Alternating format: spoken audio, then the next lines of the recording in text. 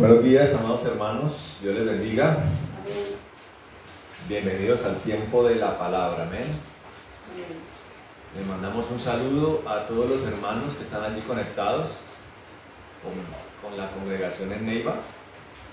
Un abrazo para todos, muchas bendiciones para todos mis hermanos amados allí. Y vamos a orar inmediatamente, vamos a arrancar a orar en el tiempo de la palabra, amén.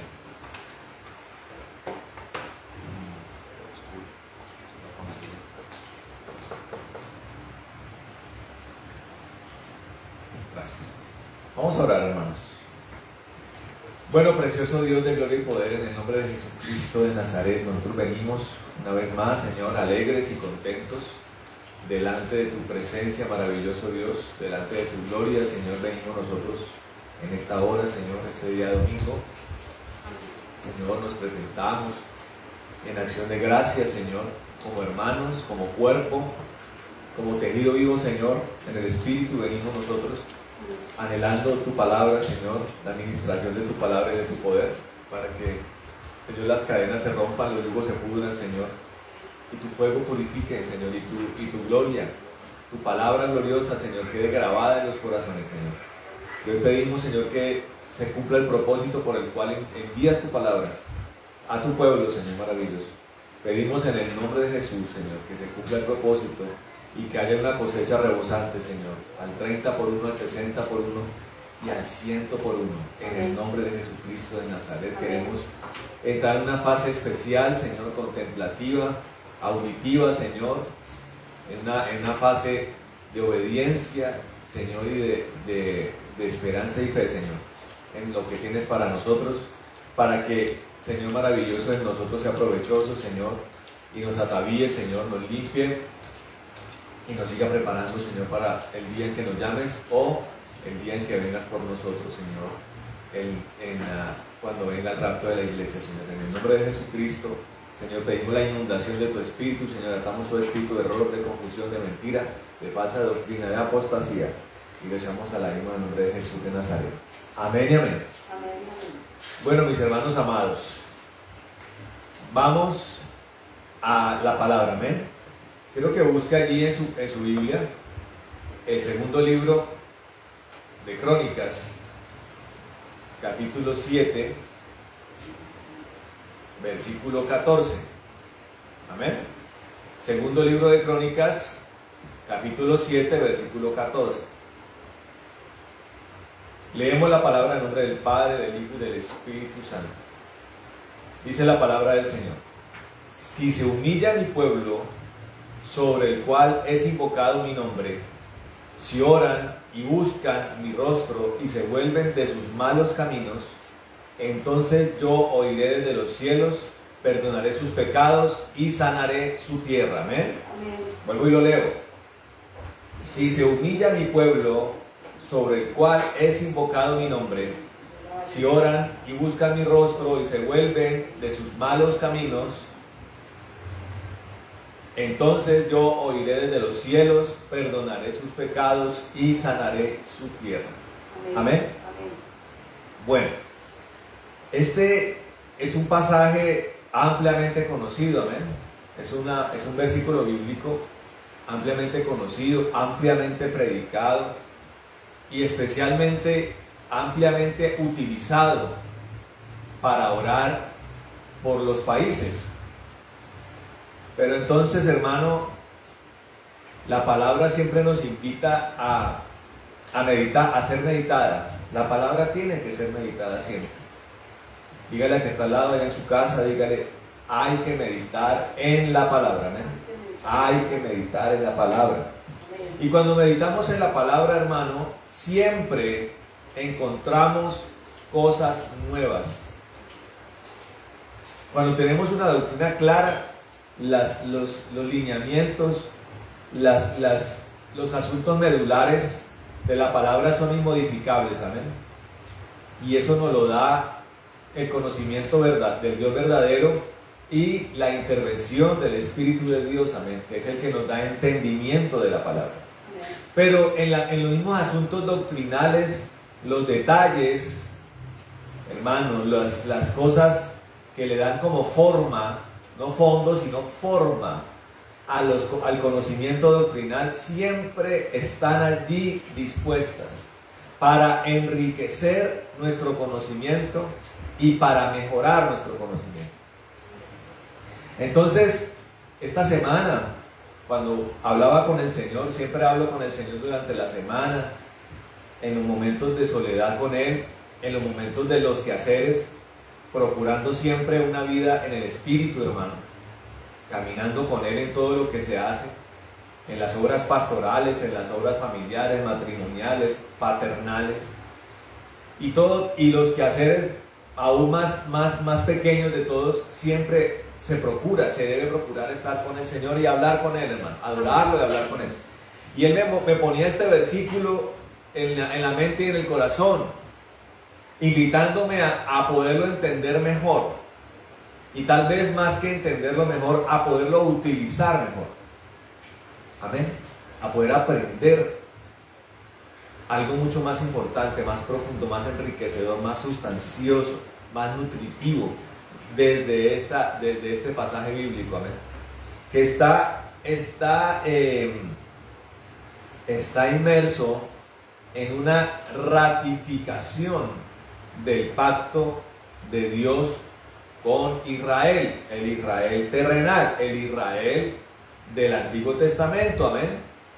El Israel redimido, sacado de tierra de Egipto por promesa que se le hace a el siervo Abraham, sellado con un pacto muy importante y una promesa que desemboca en un pacto ratificado a través del profeta Moisés, a través del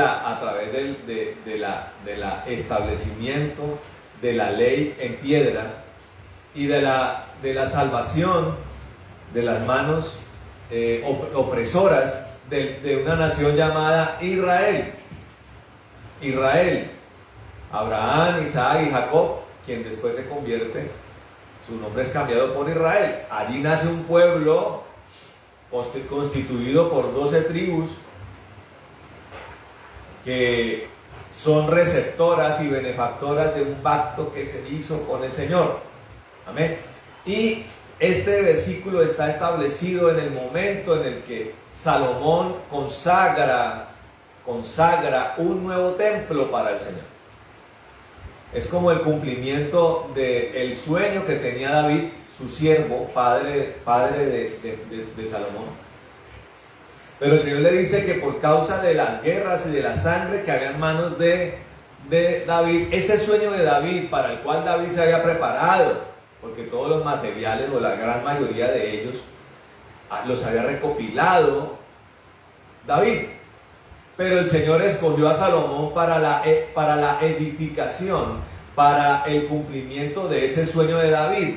Cabe aclarar, hermano, que ese era un sueño de David, no era un sueño de Dios, era un sueño de David que Dios le complace.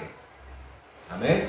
Y esto me invita a hacer una mención rápida acerca de la diferencia entre los sueños que vienen directamente de Dios y los sueños que vienen de los hombres, que por insistencia de los hombres Dios termina complaciendo. Este es uno de ellos. Dios le decía a David: hijo, yo no necesito un templo. ¿En dónde vas a meter mi presencia?, dice el Señor. ¿En dónde vas a meter mi presencia? ¿Dónde me vas a meter a mí, que soy Dios? Pero en últimas, ante la insistencia, Dios concede este sueño. Pero cuando el Señor habla en la palabra, hermano, siempre hace memoria no del templo de Salomón, sino del tabernáculo de David. ¿Sí? Dios, y eso me habla de la diferencia de los corazones de cada uno de estos reyes. Y más que el tabernáculo como tal, el lugar, más bien era el deleite que le producía un rey como David, contrario a lo que pasó con Salomón. Pero este sueño es cumplido con Salomón por causa de David. Y en el momento en que se va a inaugurar el templo, se hace una ratificación del pacto. O sea, se inaugura el templo y Dios coloca a Salomón a ratificar el propósito de Dios con su pueblo, como una forma de que el pueblo no se obnubile por el acto magnífico que se está ejecutando, sino que siempre ponga los ojos en el Señor. Amén. Y estamos hablando de un pueblo, hermano, con tendencia a la desviación. Un pueblo que venía de caminar por el desierto, un pueblo que vino de tiempos de conquista, donde Josué se encargó de conquistar la tierra y de repartirla. Y después vino el tiempo de los jueces, que se destacó este tiempo por ser un sube y baja de actitudes del pueblo de Israel, una ambivalencia en el corazón de Israel, donde pasaban de idolatrar a los dioses cananitas, de recibir el juicio y la opresión, traducido en la opresión de sus enemigos. Clamaban a Dios, Dios levantaba jueces que venían a libertar, a redireccionar el camino de Israel. Pasaban tiempos maravillosos, después volvían y caían, volvían los juicios, volvían la opresión de los enemigos y seguía Dios levantando jueces. Ante esta eventualidad, hermano, Dios propone ser directamente el Dios y Rey de Israel. Ellos dicen no. Su área malvada emerge. Dicen no, queremos un rey hombre, porque las naciones que circundan nuestra nación tienen reyes hombres. ¿Qué pensarán ellos si no tenemos una figura sobresaliente? Dios se molesta, advierte acerca del rey que ha de venir, levanta a Saúl, un Dios malvado, pero Dios nuevamente trae un refrigerio cuando levanta a David como rey, quien conquista un terreno enorme para la nación de Israel y establece y consolida el tiempo de los reinos que después de Salomón se dividen en dos, en el reino del norte y el reino del sur, ¿correcto? Y durante todo ese episodio de reyes, el corazón de Israel vuelve y emerge en una ambivalencia de pecado y arrepentimiento. Entonces Dios acá dice, está poniendo en la ratificación del pacto que si mi pueblo, o sea, ese pueblo de Israel, el fruto de un pacto de sangre, si mi pueblo dice, si mi pueblo se humillare, sobre el cual es invocado mi nombre, está hablando de ese pueblo, si ese pueblo, no está hablando de ningún otro pueblo, si ese pueblo se humillare, donde su nombre es invocado, se humillare, dice, y oraren y buscaren su rostro y se vuelven de sus malos caminos, o sea, está hablando de un pueblo que está hablando de un pueblo específico, no está hablando de ningún otro pueblo, está hablando de un pueblo específico. Dígale que está hablando de un pueblo específico. No está hablando en términos generales, está hablando de un pueblo específico. Si ese pueblo se humillare y orare y dejare sus malos caminos, o sea, cosa que solía hacer, y buscar en su rostro y se vuelven de sus malos caminos, entonces yo iré desde los cielos, perdonaré sus pecados y sanaré su tierra. Amén. Aquí hay varias cosas importantes, ¿no? Primero, un pueblo específico. Ahora, segundo, un pueblo específico que tiende a pecar. Esto me está hablando de la misericordia de Dios, que la palabra la describe como enorme y grande, y simultáneamente, o sea, su misericordia es enorme y su ira es tardía.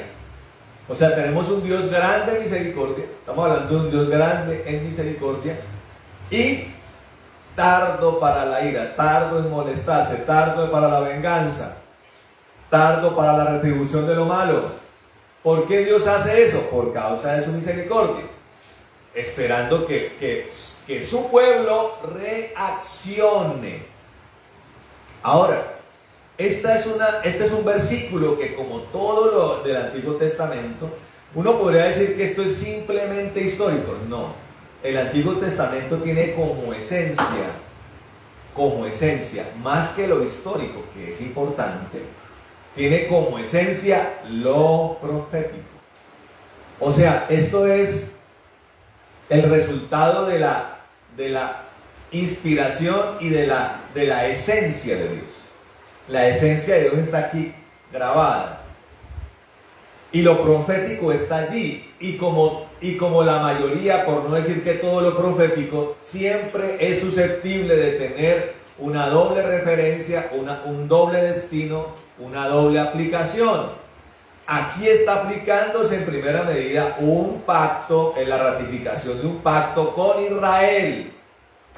En medio de esta consagración está diciendo: ese pueblo que es tendiente a hacer lo malo, mi pueblo es tendiente a hacer lo malo, pero es mi pueblo, porque Él es el Dios que cumple sus promesas, Él es el Dios de pactos, Él es el Dios fiel, está cumpliendo Él su parte del pacto, pero tiene delante de Él una contraparte que es tendiente a violentarlo. Entonces, como es tendiente a violentarlo, está dando una solución, está dando una salida ante esta situación. Si ese pueblo que peca voltea su rostro, se humilla, me invoca mi nombre, se arrepiente de sus caminos, yo oiré y responderé, perdonaré sus pecados y sanaré su tierra. Amén. Amén. Ahora, la segunda aplicación como resultado de que es esencia y del área profética de Dios, es algo que puede ser aplicado a nosotros, benefactores de un nuevo pacto, mejor que ese. El pacto de hoy, que ha sido sellado con la sangre de Cristo, es superior a este pacto. Amén. Este pacto es el pacto por el cual fue sellado con la sangre de animal. Y Dios fue muy serio con esto. Ahora, tenemos un pacto superior, porque ya está de por medio la sangre del Cordero de Dios, de Jesucristo. Amén. La sangre de Jesucristo. Ahora, antes de seguir explicando, quiero darle nombre y título a esta predicación. Se llama Dios escucha a su pueblo. Amén. Y entre paréntesis, queda un poquito largo, pero me parece pertinente. Entre paréntesis, la importancia del evangelismo. Amén. Dios escucha a su pueblo, entre paréntesis, la importancia del evangelismo. Amén. Ya lo iremos comprendiendo. Amén. Ahora, vamos a acudir. Resulta que pueblo es un concepto contrario a lo que se piensa.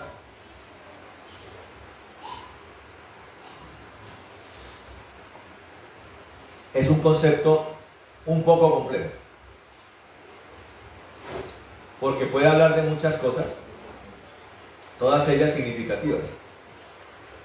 Puede hablar de un pueblo-nación, puede hablar de una estructura física, puede hablar de cierto tipo de personas, puede hablar de la base de una sociedad, puede hablar de muchas cosas pueblo. Pero vamos a remitirnos a un concepto muy específico de pueblo, que está en el tercer ítem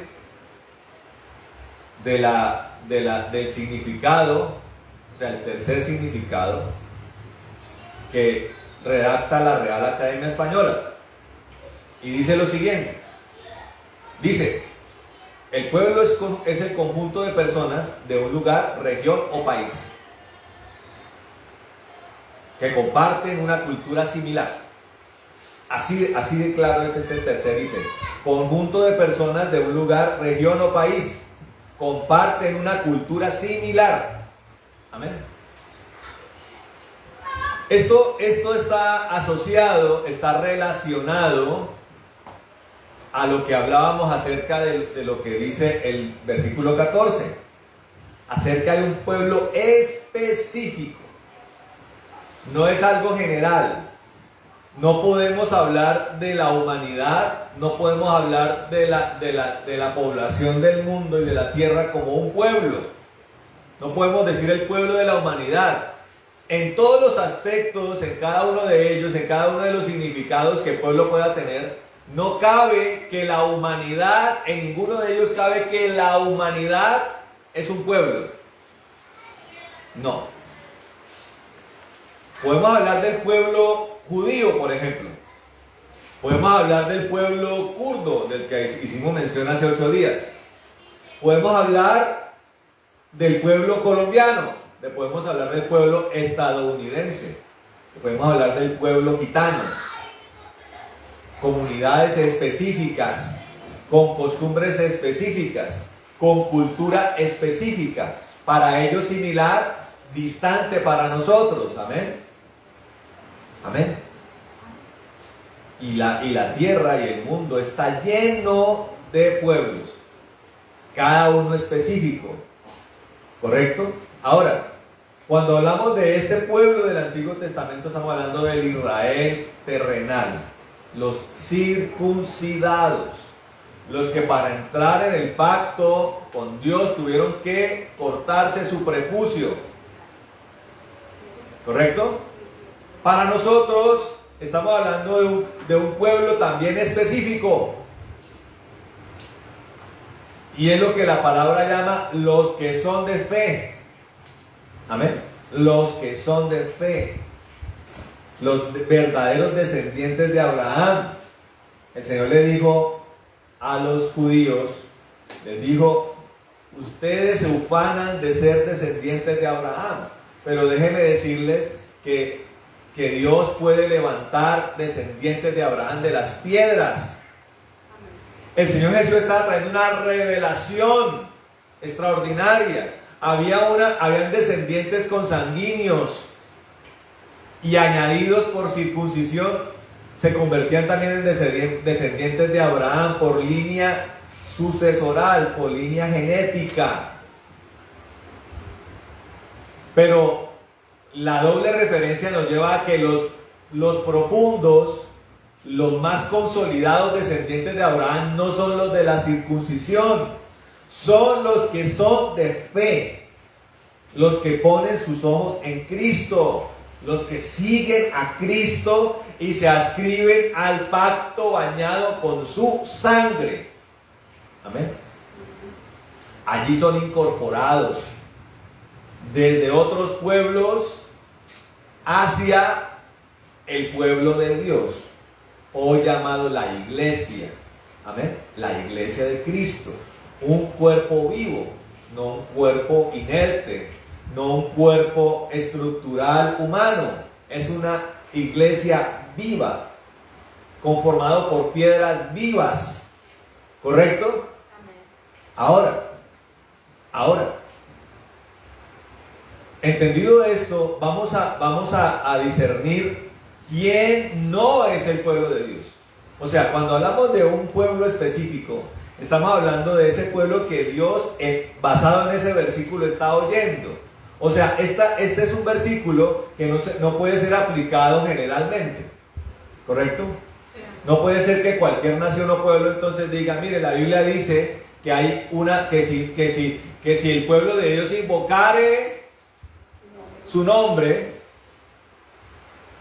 para que esto sea atendido, para que esto sea ejecutado, para que esto sea aplicado, la primer condición es que tiene que ser su pueblo. Amén. Ahora, resulta que estudiando la palabra pueblo no está en el diccionario hebreo. No existe en el hebreo no existe la palabra pueblo. Existe la palabra nación. ¿Correcto? Ahora, ¿Cuál es ese pueblo? ¿Cuál es esa nación desde lo que comprendemos de la palabra? El pueblo de Dios real es aquel que invoca su nombre. Amén. Pero más que invoca su nombre, es el que tiene el sello de Dios.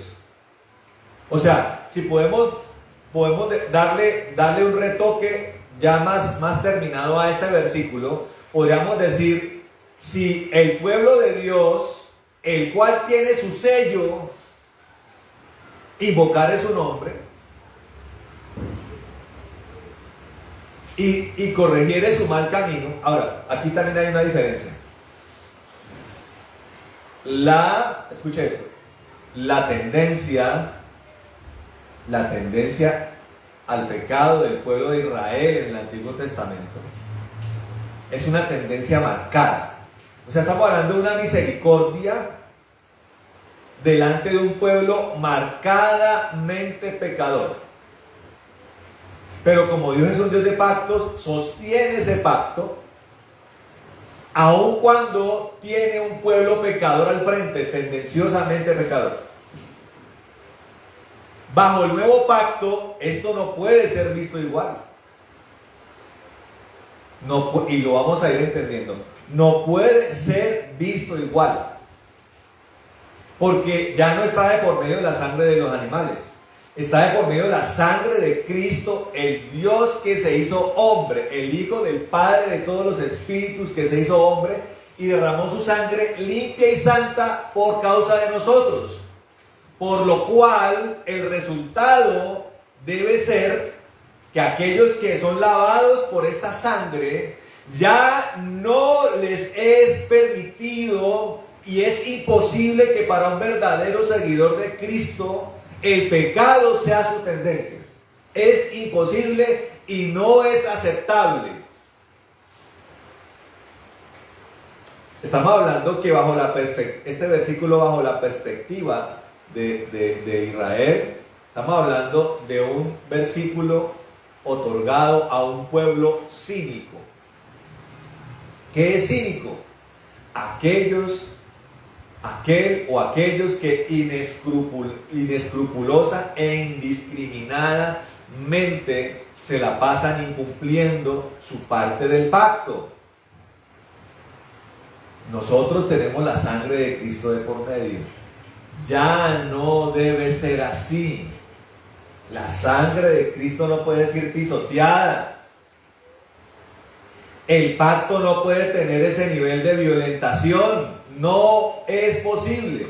El apóstol Juan, coherente con el entendimiento del pacto superior, dice en sus cartas que el que peca es del diablo, el santo es de Dios y el que peca es del diablo. Fin. De nosotros no puede ser la práctica del pecado lo nuestro, no puede ser.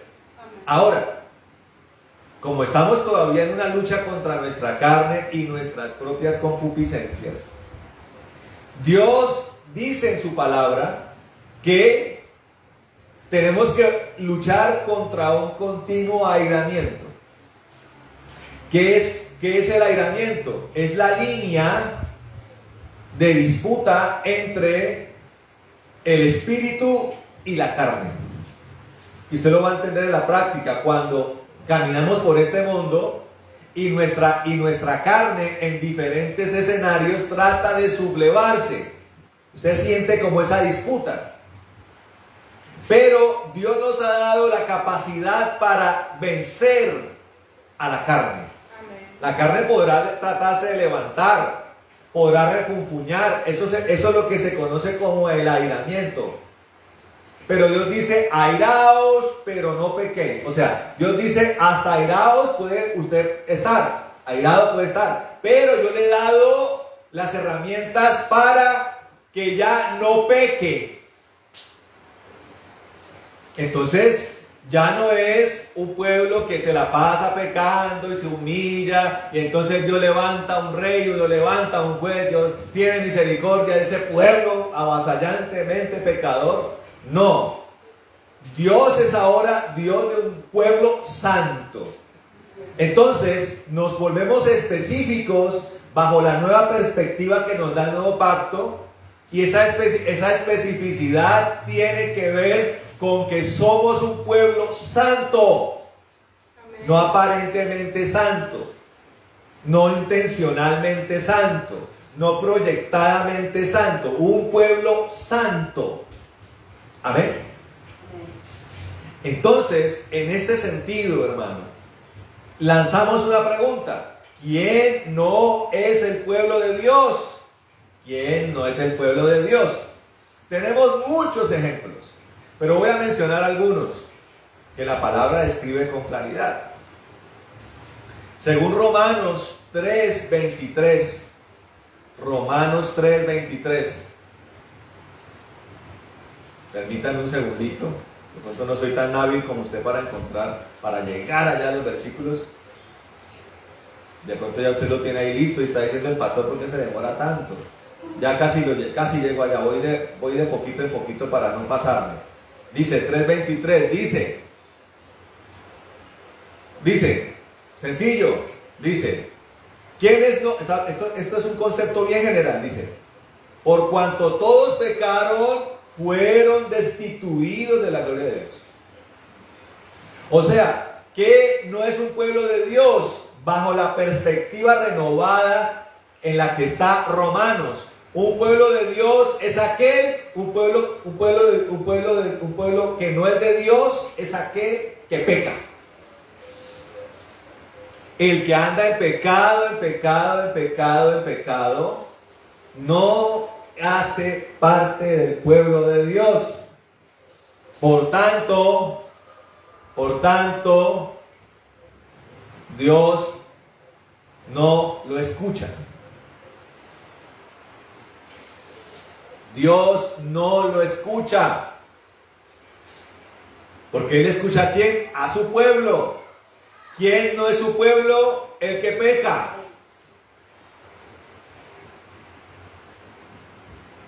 El que peca no es su pueblo, por tanto, Dios no lo escucha. Amén. Ahora, ¿quién es el que peca? Está un poquito más arriba, ahí mismo en Romanos.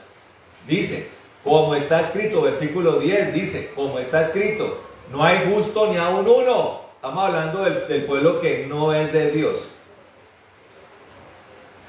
que es lo que se conoce como la humanidad desgraciada. ¿Qué es desgraciada? Que no despierta la complacencia de Dios. Amén. Dice, no hay justo ni aun uno.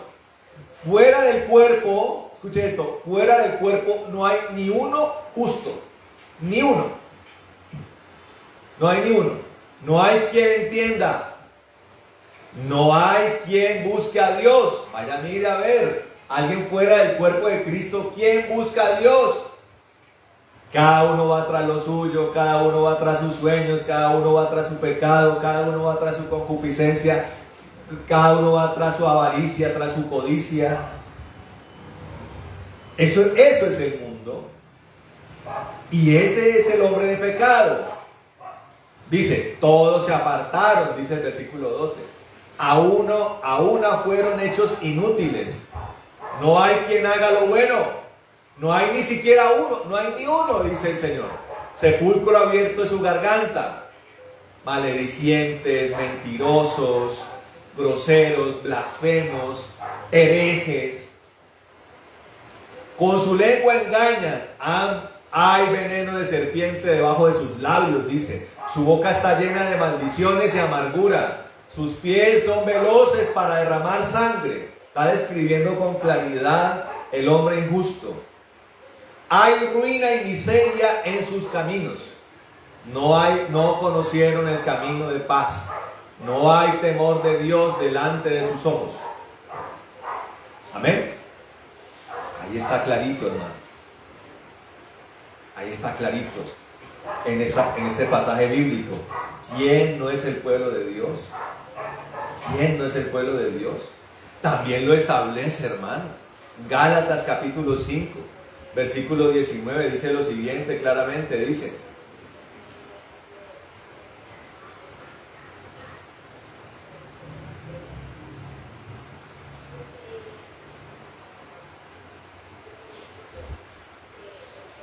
dice: ahora bien, las obras de la carne, o sea, las obras del hombre pecador son evidentes. Fornicación. ¿Quién no es pueblo de Dios? Los fornicadores, los adúlteros, los desenfrenados, los idólatras, los hechiceros, los enemistosos, los contenciosos, los celosos, los irascibles, los que se la pasan en pleitos, los que se la pasan en borracheras, orgías y cosas semejantes a estas, de las cuales os advierto, como ya lo hice antes, que los que hacen tales cosas no heredarán el reino de Dios. No son el pueblo de Dios. Y también lo dice primera carta a los Corintios capítulo 6. Primera carta a los Corintios capítulo 6 dice lo siguiente: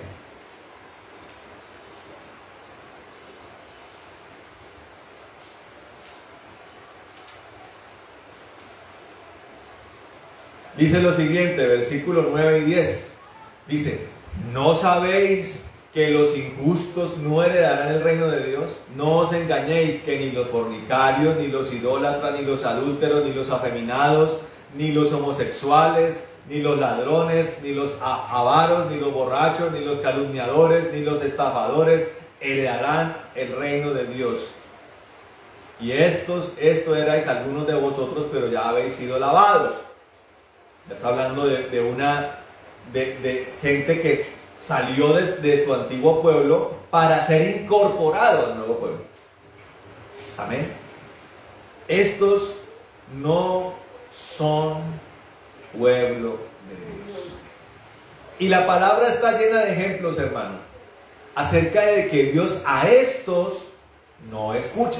Perdón, pero antes de mostrar los pasajes acerca de que Dios no escucha, quiero que miremos Isaías 33, hermano. Isaías 33 dice lo siguiente, versículo 14. Mire los que no son pueblo de Dios. Dice: los pecadores en Sión tienen temor. El estremecimiento se ha apoderado de los impíos. ¿Quién de nosotros podrá habitar con el fuego consumidor? Paremos ahí. Resulta que aquí la palabra nos está hablando acerca de algo que no tiene, de una capacidad que no tiene el pecador, a una capacidad que tiene el justo. Una de las cosas que Dios nos proporciona por el lavado de la sangre de nuestros pecados, por nuestra santificación, es la capacidad de habitar en medio del fuego de Dios. Amén. Amén. Es un privilegio que tenemos como pueblo. No solamente es un privilegio, sino que Dios nos incorpora hacia esa naturaleza y hacia esa condición. Mire, aquí los pecadores están diciendo, o sea, los que no son pueblo de Dios están diciendo, están temerosos, están temblorosos, están diciendo: ¿quién podrá habitar en el fuego consumidor? Y también están diciendo: ¿quién podrá habitar con las llamas eternas? O sea, están diciendo: nosotros no podemos. Si entráramos a esas llamas, moriremos. Ahora, pensemos en el episodio de los 3 de Babilonia. Sadrach, Mesach y Abednego, ¿ven? Nabucodonosor, tirano sanguinario, ávido de la sangre, de la tortura y de la muerte, se siente ofendido porque estos 3 hombres justos, díganle que está al lado, justos, hombres justos, se niegan coherentemente a sus principios a adorar la abominable imagen que había levantado, la imagen esa como de 27 metros, que había levantado Nabucodonosor. Y el castigo para los que no hacían esto era ser lanzado a unos hornos especiales para calcinar a los enemigos de Nabucodonosor. O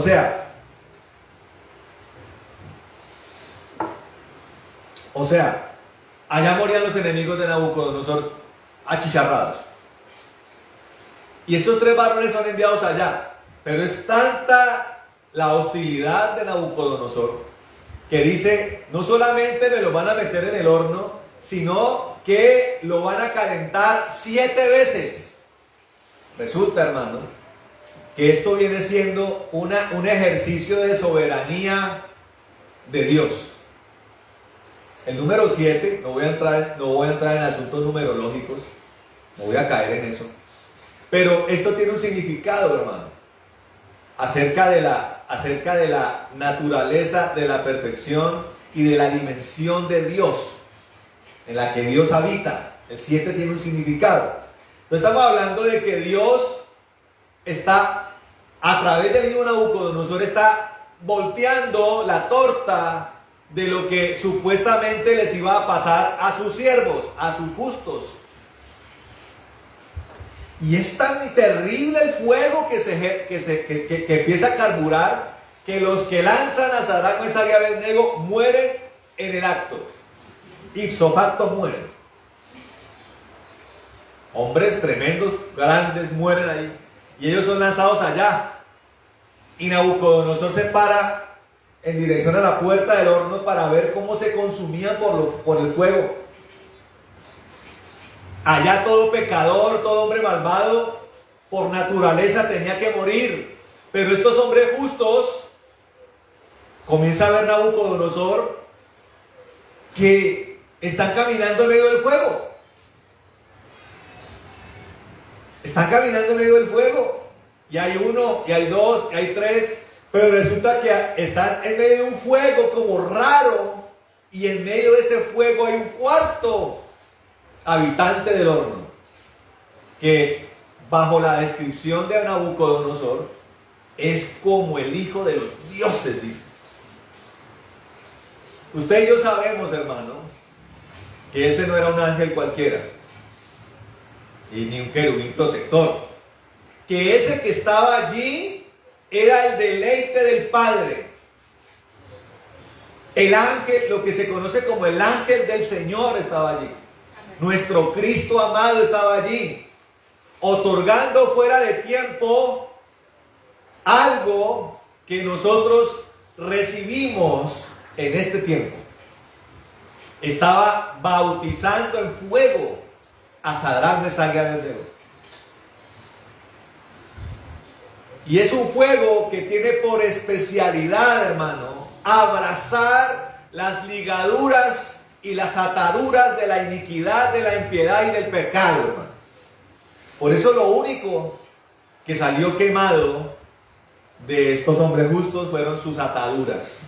Estaba no solamente produciendo un acto extraordinario, sino que estaba profetizando acerca de algo que el Señor está dispuesto a hacer con nosotros bajo este nuevo pacto, muy diferente a lo que estos tendenciosos al pecado vivían en tiempos de Salomón.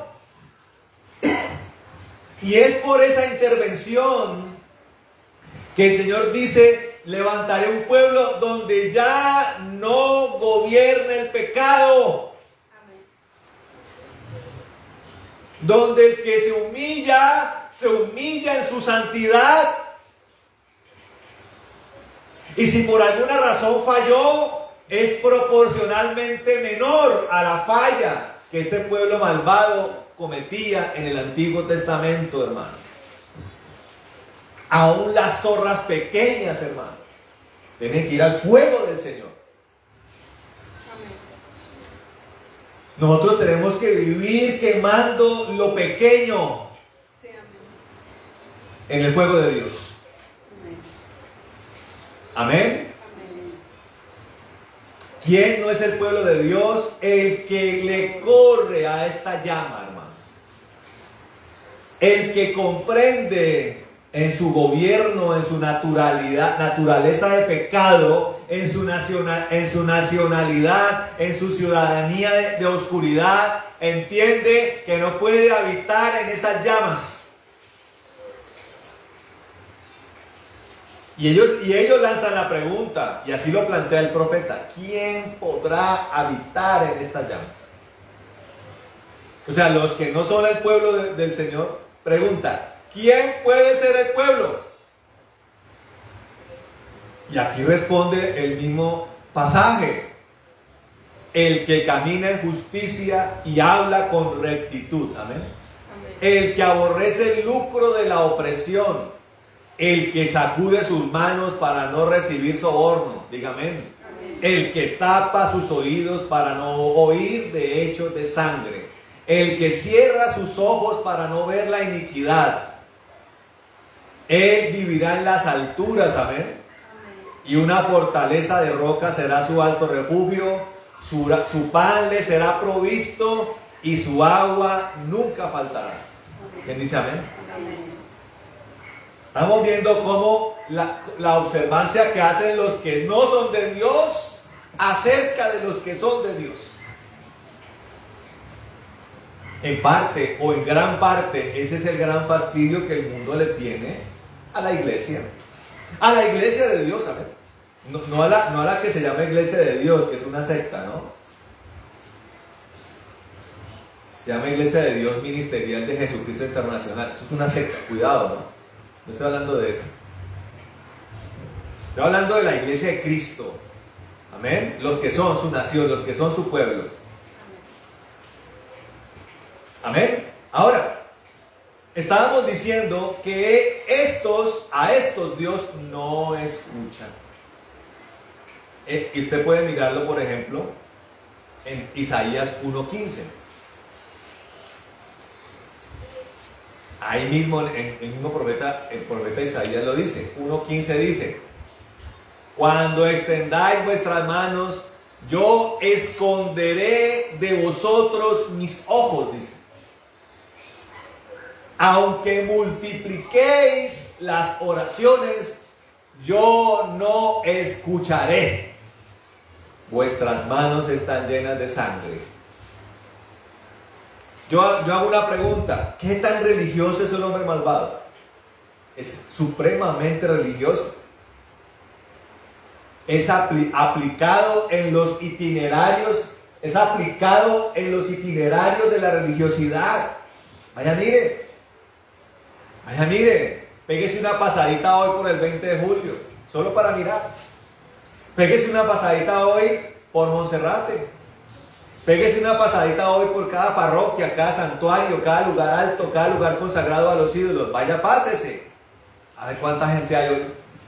Allá, con rosarios, con estampitas, con camándulas, con escapularios, con lágrimas en los ojos, de rodillas, acostados, inclinando su rostro. Allá están, orando, rezando, con lágrimas en los ojos, con las rodillas peladas. Vaya, mire, para un religioso, ¿qué tal? Para un medio religioso, un rosario es una mortificación. Pero para una persona religiosa, un rosario puede demorar 2 horas. Vamos con los luminosos, vamos con los gozosos. Vaya, mire, hermano. Vaya, mire qué tan consagrados son el día del Domingo de Ramos. Vaya, mire cómo es el 8 de diciembre para un religioso. Vaya, mire cómo es la Navidad para un religioso. Vaya, mire cómo es la Semana Santa para un religioso. Vaya, mire cómo es el mes de mayo para un religioso. Consagrados, dedicados, abnegados. Hay gente que va a misa todos los días. Allá están a las 6 de la mañana. Antes de que suenen las campanas, allá están. Aquí Dios dice: vuestras manos están llenas de sangre. Aunque multipliquéis las oraciones, yo no escucharé, dice el Señor. Ahora, alguno dirá: uy, sí, tan religiosos de esos romano-paganos. Y yo le pregunto: ¿y en la iglesia evangélica hay o no? ¿Usted qué dice, hermano? Yo conocí gente de horas y horas de oración, de ayunos Cada semana ayunaban, madrugaban, devocionales, vigilias, estudios bíblicos, seminario, rezo, oración, rezo. Pero son personas que no son conforme al corazón de Dios.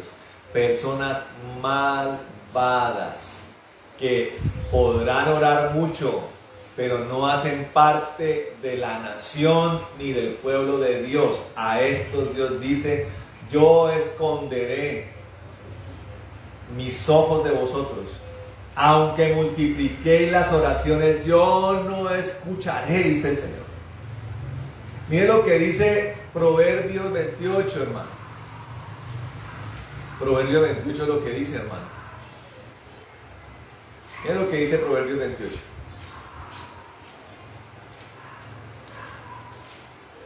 Proverbios 28, versículo 9. Miren lo que dice: el que aparta su oído para no oír la ley, aún su oración es abominable. Ahora, escuche esto. No es solamente que Dios no escucha, sino que el proverbio me está dando la razón por la que no escucha, y es porque esa oración le es abominable. Esto coincide, hermano, con lo que dice el apóstol Pablo en Primera de Corintios capítulo 13. Aunque haya dones, aunque se hagan cosas, aunque se ofrezca la vida, si no se tiene amor, es como címbalo que retiñe, como metal que resuena, dice la palabra. Eso es abominable para Dios.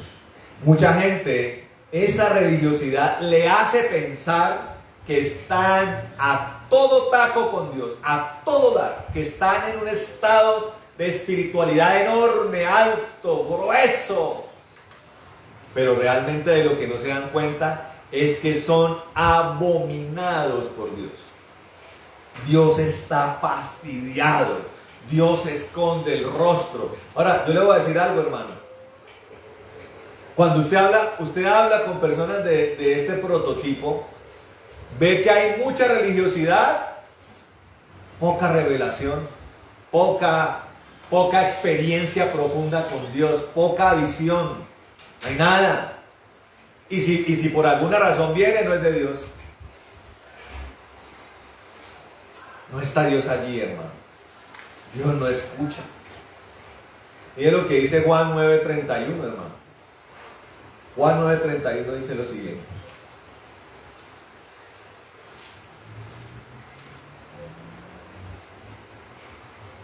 Juan 9:31 dice lo siguiente.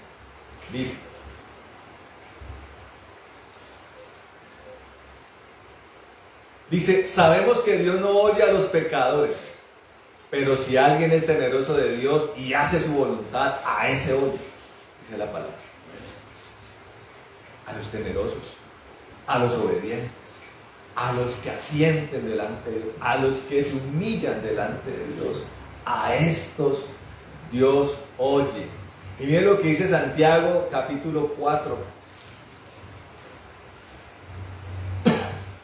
Santiago 4 dice lo siguiente, hermano.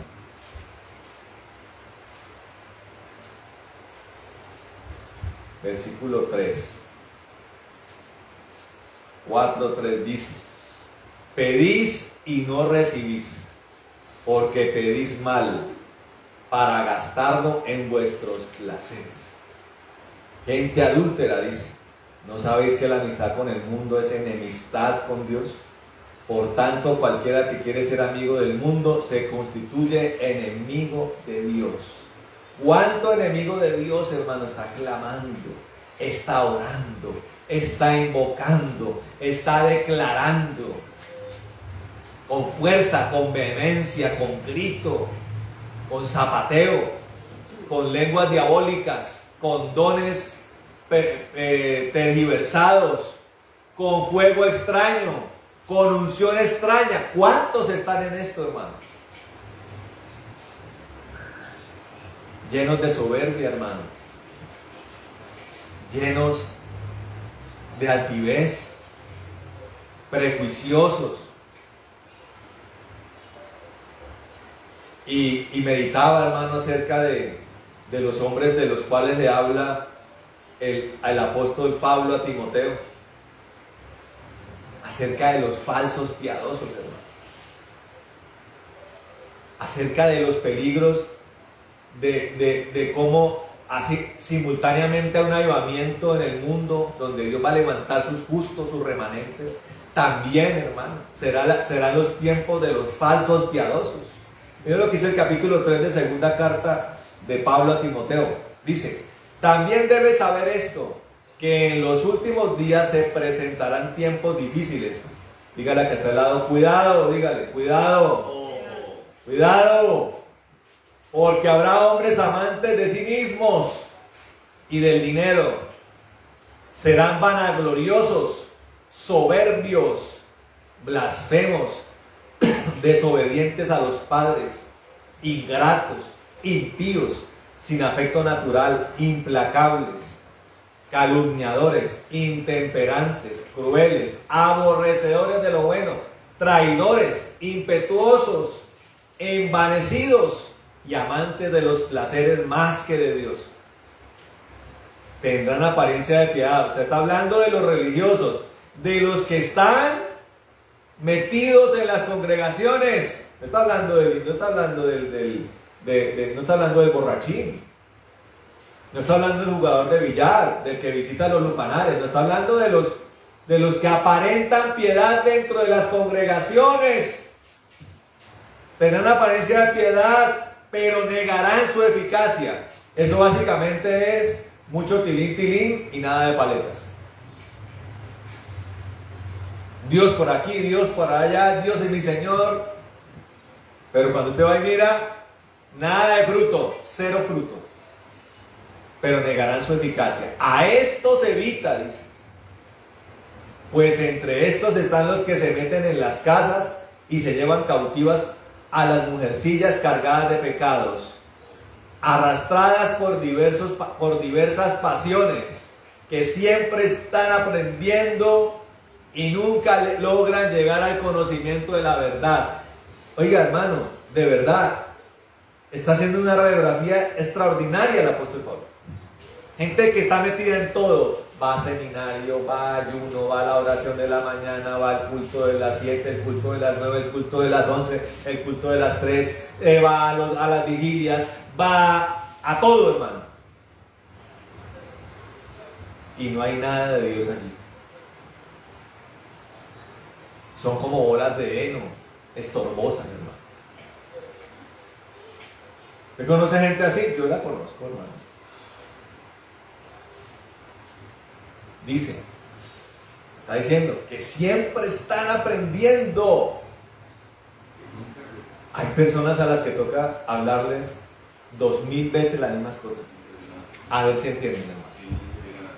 Siempre preguntan lo mismo, siempre tienen la misma duda. Y no hay nada allí, nada crece, nada reverdece, nada florece, nada fructifica. Pasa el tiempo, pasan los lustros, pasan las décadas, no hay nada. No hay nada, hermano. Nunca logran llegar al conocimiento de la verdad. De la manera que Janes y Jambres se opusieron a Moisés, así también estos se oponen a la verdad. Son hombres de mente corrompida, réprobos en cuanto a la fe, pero no irán muy lejos, porque su insensatez será evidente a todos, como también lo fue la de aquellos. Amén, hermano. Esto nos muestra claramente quién no es el pueblo de Dios. Nos muestra claramente quién no es el pueblo de Dios. Y nos muestra también con mucha claridad, que es lo que nos tiene que quedar, por qué Dios a estos no escucha, hermano. Ahora, surge la pregunta que más queremos saber. Y es, ¿quién es el pueblo de Dios entonces? El pueblo de Dios que Él sí escucha. La palabra de Dios nos enseña, hermano, de un hombre llamado Nicodemo, fariseo él. estudioso de las Escrituras, religioso reconocido, que le ha causado curiosidad el ministerio del Señor Jesús, quien dice ser el Mesías. Y esa curiosidad lo lleva a él, eso está en el capítulo 3 de Juan, que para mí es de los capítulos más importantes, por no decir que es más importante de la Biblia. Y le dice al Señor, utilizando sus mecanismos salameros, como buen fariseo, tú tienes que ser de Dios, le dice. Eso que dices, pues extraordinario, Rabí. Y el Señor le voltea la torta, porque ama a Nicodemo. Y lo lleva a lo importante, lo lleva al grano. Como cuando usted va a donde un ejecutivo muy ocupado, y esa gente no le gusta perder el tiempo, su tiempo vale oro. Le dice, hable ya clarito qué es lo que quiere. El Señor le está diciendo, básicamente lo que está haciendo con Nicodemo es sacándolo de lo inútil y de lo salamero y de lo insignificante. Lo lleva al grano y le dice, Nicodemo, el que nace de la carne tiene que nacer del Espíritu. O sea, la clave está en nacer del Espíritu. ¿Nicodemo es benefactor de un antiguo pacto? Sí. Pero es el pacto de los cínicos, el pacto de los pecadores, el pacto de los malvados, donde Dios es fiel, pero los malvados son ellos. Y el Señor lo quiere trasladar al nuevo pacto. Y por eso le dice, a este nuevo nivel hay que nacer del Espíritu, le dice. El que nace de la carne es, dice. O sea, ustedes son carne, ustedes son una bola de carne. Pero yo quiero hacer algo prodigioso. Y es llevarlos a que nazcan del Espíritu, dice. Que nazcan del Espíritu, dice el Señor. Es lo que dice Gálatas 3:27, mi querido hermano.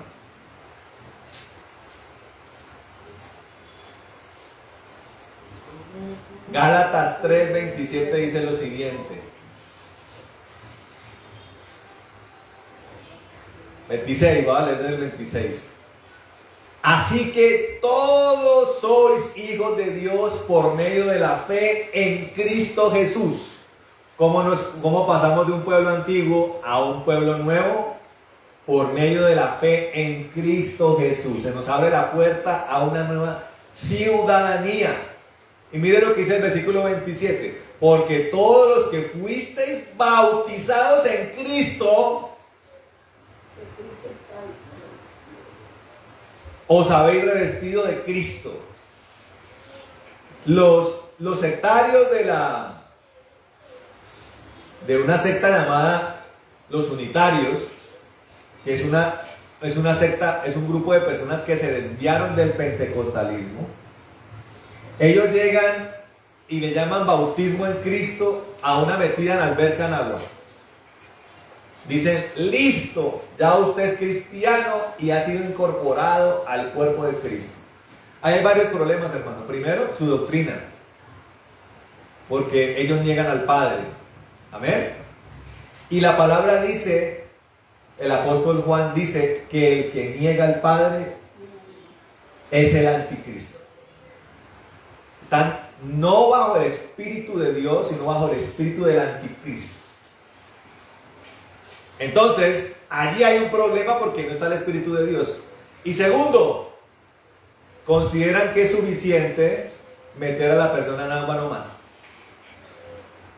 Y el resultado, porque yo lo vi, es que son una banda de personas lavadas en agua, pero prevalecientes en sus pecados. Yo lo vi, hermano, en las cárceles y en las familias de las cárceles. Pecadores, hermano.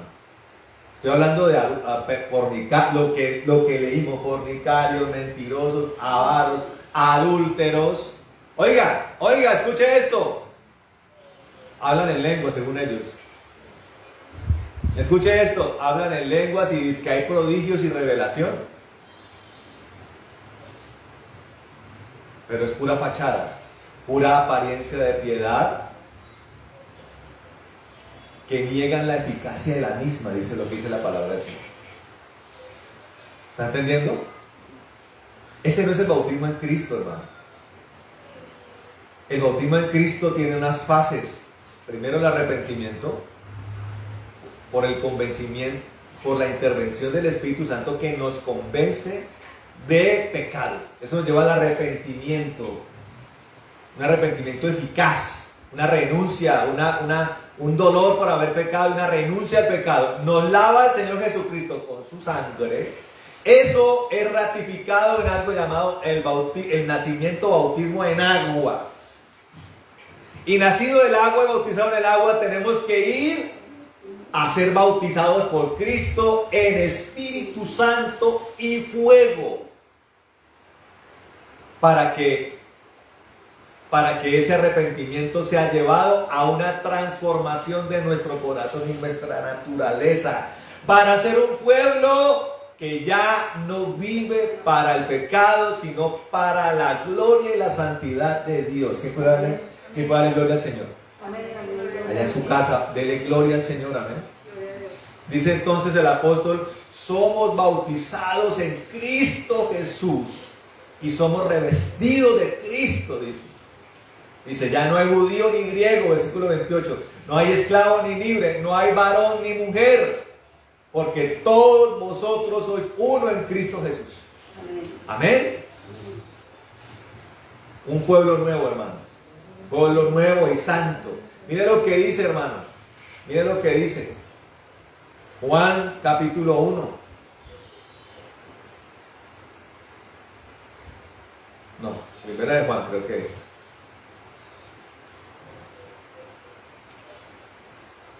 Versículo 12 y 13. Ah, no, entonces sí es Juan 1. ¿Juan? Sí, Juan, el Evangelio de Juan.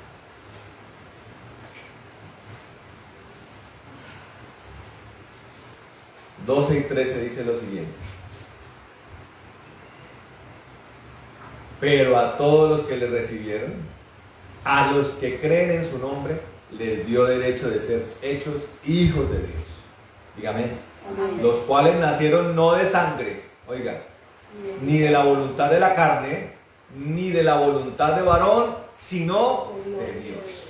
¿Quién es su pueblo? El que nace de él, el que nace de su espíritu. Amén.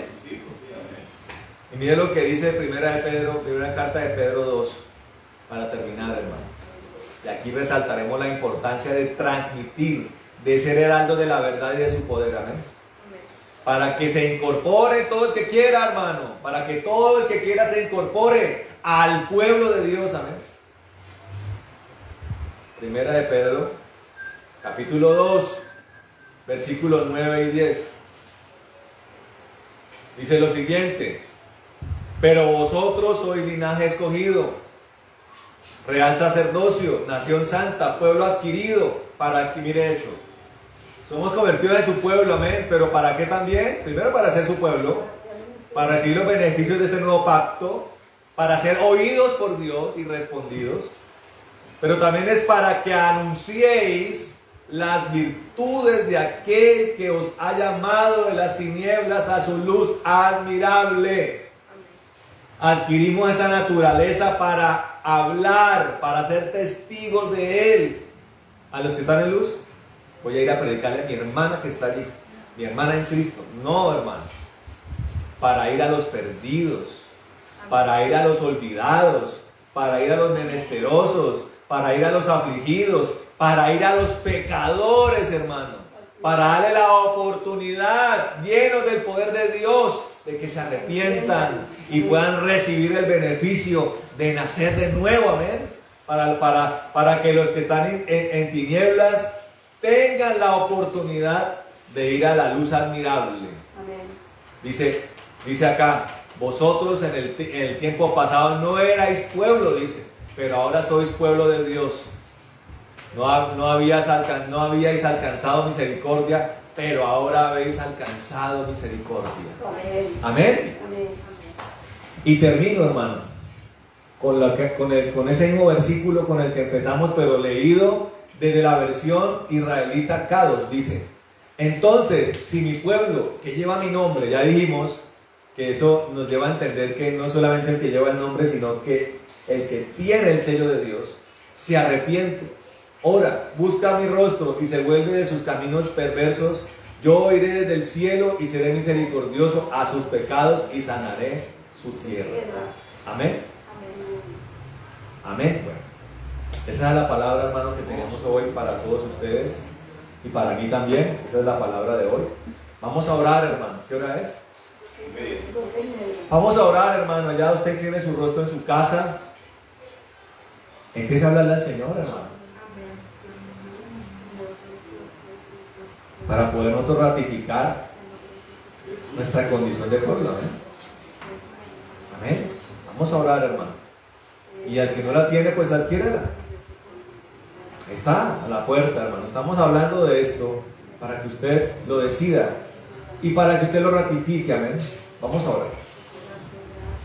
Amado Señor de la gloria y del poder, en el nombre de Jesucristo de Nazaret, venimos delante de tu presencia, Señor, agradecidos, Dios, por esta oportunidad, Señor, de libertad. Nos trae libertad, Señor, nos trae revelación, entendimiento. Hay muchos hoy, Señor, que están invocando esta palabra, creyendo en que tú respondes, Señor, pero ni siquiera son pueblo de Dios, son perversos, son malvados, concupiscentes, carnales, impíos, Señor. Y allí no respondes, allí no se escucha, Señor. Cuánto religioso en la iglesia, Señor, en las congregaciones, aparentando piedad, pero cargados de pecados, cargados de maldad, Señor. Pero hoy pedimos que traiga esta claridad, Señor, a nuestras vidas. Señor, todo lo religioso, Señor, todo lo obtuso, Señor, todo lo muerto se ha quitado, todo tejido muerto se ha quitado, Señor, y traigas una regeneración, Señor, traigas, Señor, de tu Espíritu maravilloso, Dios. Trae de tu Espíritu, Señor. El nacimiento del Espíritu es el prodigio más grande que hay, Señor maravilloso. Es el seguro, Señor maravilloso. Es el seguro, maravilloso Dios, para que lo que pasó en el antiguo pacto no vuelva a ocurrir, Señor. Un pueblo que pecaba y pecaba y pecaba y tropezaba y volvía a caer y se levantaba y volvía a caer, Señor. Ahora nos has dado tu Espíritu, ahora hemos sido lavados con tu sangre, Señor maravilloso, y tenemos tu Espíritu, Señor, para no tropezar, para no caer, para prevalecer, para doblegar la carne, para vivir en el Espíritu, Señor maravilloso, para tener una nueva naturaleza en nuestro corazón, Señor, en nuestra mente, una mente transformada, cambiada, un corazón cambiado, y aún también la promesa de un cuerpo también cambiado. Un día hasta los cuerpos, Señor maravilloso, cambiarán.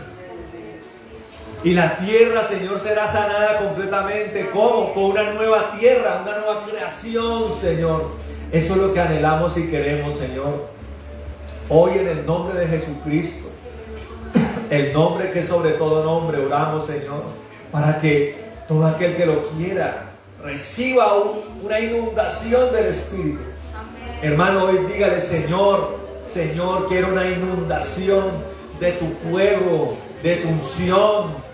Lléname ahora mismo hasta los huesos, cada célula, cada espacio de mi alma. Dígale: Señor, lléname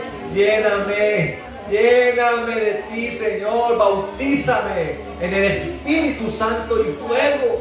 ¿Qué podrá resistir? ¿Qué iniquidad podrá resistir esto, Señor? ¿Qué, Señor maravilloso? ¿Qué impiedad? ¿Qué pecado? Señor, ¿qué ligadura podrá resistir las llamas eternas, Señor maravilloso? El fuego consumidor, ¿quién lo puede resistir? Ahora, de todo corazón, dígale: Señor, quiero esto. Renuncio al control, renuncio al miedo, renuncio a la mentalidad débil. Tráeme fortaleza y convicción para anhelar esto en cada momento de mi vida. Dígale allí: lléname, Señor, de tu presencia, doblégame, lléname, poséeme con tu poder, Señor. mi alma sea llena de ti ahora mismo. Se quemen las ligaduras, se quemen ahora las enredaderas, se quemen las cuerdas de la impiedad, se quemen las cadenas, se quemen ahora mismo los cepos, los grilletes. En el nombre de Jesús, nada pueda resistir el fuego de Dios. Ahora mismo nada de lo antiguo pueda resistir la llama eterna. Hazme libre con tu bautismo, hazme libre con tu poder, Señor. Reciba esto, hermano, en su casa, en su corazón, en su altar, en su familia. Vaya, póngale mano a sus hijos. Vaya, póngale mano a sus hijos, a su esposa, a su esposo. Allí coloque manos sobre su casa, hermano. Coloque las manos y crea en el Señor. Esto es lo que el Señor quiere con todo su corazón, hermano. Es el regalo que Dios tiene para nosotros. Amado hermano, recíbalo de una vez por todas. Al que no lo ha recibido, el que se ha resistido, al que no ha creído, hoy recíbalo en el nombre de Jesucristo. Reciba este regalo tan apreciado por los que no lo han recibido, por los que no lo recibieron, Señor. Recíbalo, hermano, los que los profetas anhelaron. ¿Cuánto lo anheló Isaías? ¿Cuánto lo anheló Jeremías? Derrama tu espíritu, Señor. Derrama tu tesoro más grande, Señor. ¿Cuánto vale el espíritu? ¿Cuánta sangre derramaste por el espíritu para que el espíritu viniera a nosotros, Señor? Derrámalo sobre nuestras familias, Señor, ahora mismo. En el nombre de Jesucristo de Nazaret, derrámalo para la gloria tuya, Señor. Derrámalo sobre mis hermanos, sobre sus casas, Señor, y que nunca falte el agua poderosa, Señor, el fuego poderoso, Rey de la gloria. En el nombre de Jesucristo de Nazaret, Señor, allí consagra las vidas en el nombre de Jesucristo y los corazones. Inunda los hogares, Señor. Y como dijo Elías, Señor maravilloso, para que sepan, Señor, que eres nuestro Dios, el Dios de la gloria, el Dios de Israel, el Señor de los ejércitos, y nosotros somos tu pueblo, tu nación, Señor, para que sepan la multitud de testigos, Señor. Desata tu fuego sobre tu pueblo, desata tu espíritu sobre tu pueblo en el nombre de Jesús y llénanos de tu poder en el nombre de Jesucristo de Nazaret, Señor. Gracias, Rey de la gloria. Gracias, Señor, porque eres bueno, Rey amado. Eres bueno, Señor, siempre y perfecto, Rey. En el nombre de Jesucristo, Señor. Oramos también para destruir toda enfermedad de los cuerpos. Ahora mismo, en este nivel de poder, destruimos de los cuerpos de todo aquel que reciba esta oración. Ahora mismo se destruye toda enfermedad, cualquiera que sea, toda enfermedad queda destruida en el nombre de Jesús de Nazaret. En el nombre de Jesucristo de Nazaret queda vencida la cruz del Calvario y todo espíritu de enfermedad queda atado, echado al abismo, y desatamos sanidad sobre las vidas en el nombre de Jesucristo de Nazaret. Bendito sea tu nombre, Señor. También, Señor, hoy declaramos que tú eres el sumo sacerdote según la orden de Melquisedec, Señor maravilloso. Eres el sumo sacerdote. Y hoy, Señor, reconocemos con lo que tú nos has dado, lo que te pertenece, y más aún, Señor, porque eres fiador de un mejor pacto, maravilloso Dios. Señor, coloca en los corazones la disposición, Señor, en este tiempo, en este nuevo año, Señor, para que mis hermanos te honren con sus diezmos, con sus ofrendas y prontamente con, Señor maravilloso, con sus primicias, maravilloso Dios. En el nombre de Jesucristo de Nazaret, atamos toda ruina, pobreza, escasez, miseria, en el nombre de Jesucristo de Nazaret, y la echamos al abismo. Bendecimos los lagares, los graneros, las despensas, las mesas, las alacenas, los lugares de reserva, las cosechas, los ganados, el fruto del vientre, el fruto del pensamiento, el fruto de las manos. Bendito es en el nombre de Jesús. Señor maravilloso, reprende el devorador de nuestras vidas y atrae abundancia y sobreabundancia. Señor, que no haya en la casa de los justos pobreza ni mendicidad, ni mendicidad en los hijos de los justos. en el nombre de Jesucristo de Nazaret, que seamos prosperados en todo como prospera nuestra alma, en el nombre de Jesucristo de Nazaret, Señor. Gracias, gracias, Señor. Llénanos con tu espíritu de temor, de consejo, de poder, de inteligencia, de sabiduría, de conocimiento. Danos la chequina, la columna de fuego, la paz que sobrepasa todo entendimiento, la afirmación en el gozo de la salvación, y que tú acampes alrededor de los que te tenemos defendiendo, lo maravilloso. Atamos toda retaliación y venganza, toda furia de las tinieblas, y la echamos al abismo en el nombre de Jesucristo de Nazaret. Oramos como lo hizo Aarón, que nos bendigas y nos guardes, que haga resplandecer tu rostro sobre nosotros, que tengas de nosotros misericordia, que alce tu rostro sobre nosotros y pon en nosotros paz. Y como lo hizo Jabes, también oramos, que tú nos bendigas, que ensanche nuestro territorio, que tu mano esté con nosotros y nos libre de todo mal para que no nos dañe. En el nombre de Jesucristo de Nazaret. Bendito sea el Señor. Hermanos, los amamos mucho. Un abrazo grande para todos. El primer domingo de febrero tenemos culto de primicias. Amén. Vamos a hacer fiesta ese día. Prepare lo mejor para el Señor. Amén. Amén. Prepare lo mejor para el Señor.